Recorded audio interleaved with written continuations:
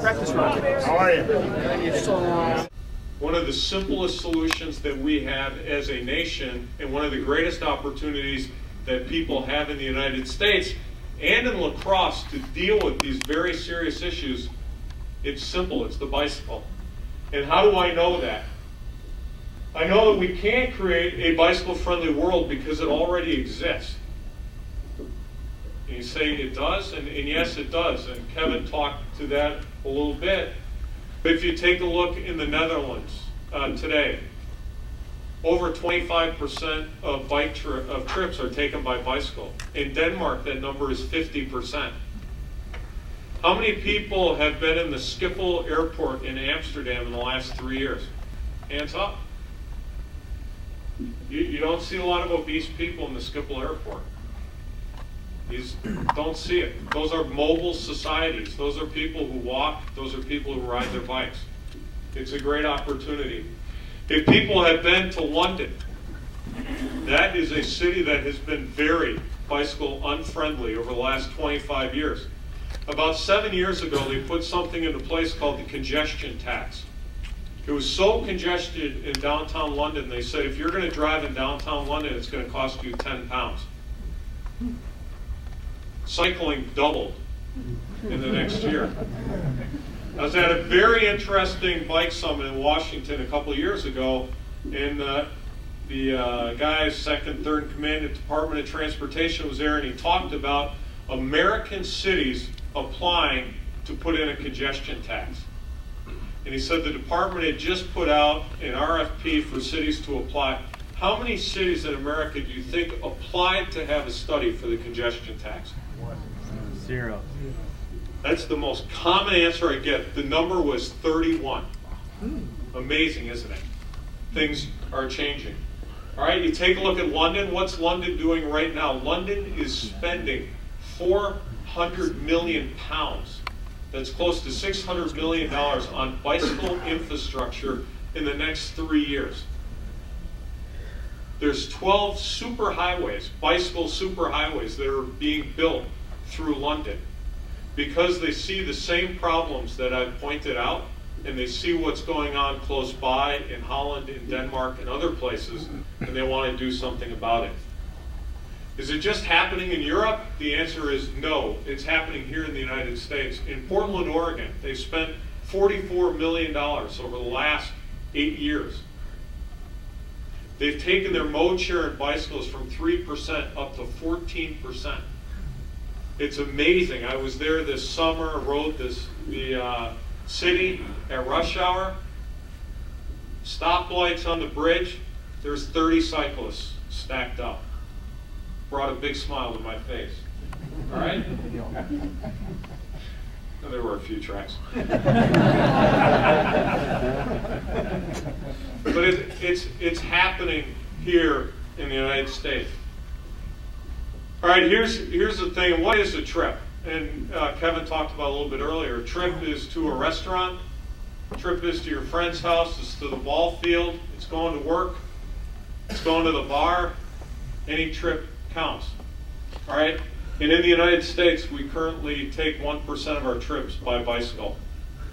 In the Netherlands, it's 30%. Denmark is 20%. And the list goes on. That shows, to me, a great problem.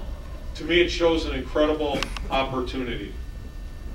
So tonight, I just want to talk to you a little bit about 4 ways I think you can make a difference here in lacrosse. What can you do? All right? And the first one is a very simple one, and it's ride your bike or walk 2 miles or less. 40% of all trips in the United States are less than 2 miles. When you go and you drop your kid off at school and you're suburban, and you look at that line of 20 Suburbans, ride your bike. I started talking about this a few years ago, and we really got on this at Trek. Ride your bike 2 miles or less. And I live 22.4 miles from Trek, and I always drive my car to work. Always. And I started thinking, I should kind of practice what I preach. So that's the good John said that. And the bad John got over here and said, it's 22.4 miles, right? And then the good John said, you know, you can do that. And so last year I rode my bike 22 times to work and back, because for me only round trips count, right? So I travel a lot, but I got in 22, and my goal this year is 30. All right, I've already got 2 under my belt. Weather's been good. Every time I go downtown now, I try and ride my bike. Downtown's only 3 miles away. I try and do that. It's just making a decision that you can do this. All right?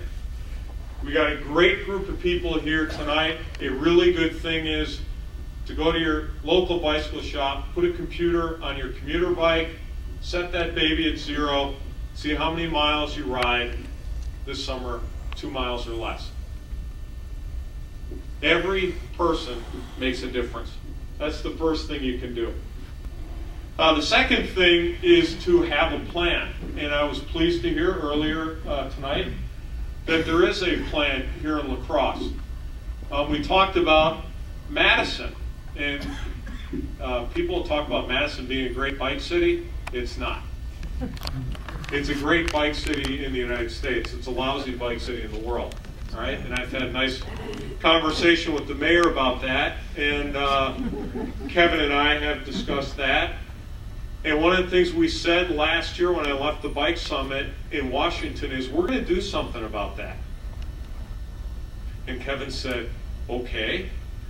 And so I talked to Krista, and so Krista's here tonight. Where is Krista? Right there. So Krista has to stand up. She works with me at track. I'll have to embarrass her here, right? So Krista and I come up with all the ideas, and Krista does all the work. And so I said to Krista, I said, we need to have a bike summit in Madison, and we need to do it in 6 weeks. And she got Kevin and a couple other people in Madison, and we met in my office, and 6 weeks later, we had a bike summit in Madison, and Kevin told you what we got done. And then last summer, we said, you know what we need to do in Madison? We need to have a plan. If you take a look at that, that is a plan. It's a map of Madison, and it maps out all the bicycle facilities. And if you take a look at La Crosse, somebody by next year ought to be able to put up a huge map, put down where all the bicycle routes are and where all those bicycle routes need to be in order to make La Crosse a bicycle-friendly community. All of these plans, there's 22 projects in Madison. The bill to do these 22 projects in Madison, if we got them all done, is $44 million. That sounds like a lot of money. $44 million. The city of Madison is currently debating an interchange in the town of Verona. Does anybody want to take a guess at what one interchange in the town of Verona costs? $138 million. All right? I can have an interchange in Verona for $138 million. I can make Madison a world-class bicycle community for 44. Okay? It's an amazing value. The bicycle is a cheap date. And one of the things we're going to talk about more as a society over the next 2 years, 4 years, and 8 years is the budget deficit, and we're going to talk more and more about value for dollars. Don't ever be ashamed of advocating for the bicycle. The bicycle is a very cheap date. The third piece of advice I have for you is to get organized. Check. Got that one done, and you can celebrate that afterwards. Our first speaker here tonight showed up that bicycle-friendly sign. He talked about a $1 million project that was going to put a bicycle pedestrian path over the river, which could really enhance La Crosse as a bicycle city. It's $1 million project. And there are going to be some people who are going to want that project, and there are going to be others. I guarantee you there will be others who will not want that project. True? True. Okay? I guarantee this. If people show up, the bridge will be built. It's one thing I've learned, and I've spent a lot of time in Washington over the last 10 years, is this is a democracy.